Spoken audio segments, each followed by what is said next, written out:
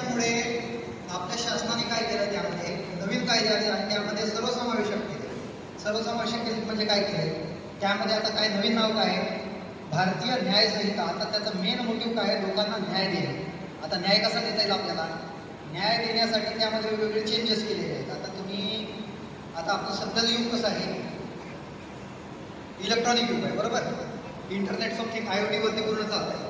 आता मग या प्रकारचे कोणी अगोदर याच्यामध्ये असतील का तेव्हा, मग त्याला आपण त्यामध्ये ऍड केलं. सायबरचे कोणी असतील त्याला त्याच्यामध्ये आपण ऍड केलं. ठीक आहे, सायबरच्या प्रमाण भरपूर वाढते, त्याचे चेंजेस आपण त्यामध्ये केले. आता तुम्हाला एक उदाहरण सांगतो, तुमच्यापैकी कुणाचा मोबाईल चोरीला गेलाय का?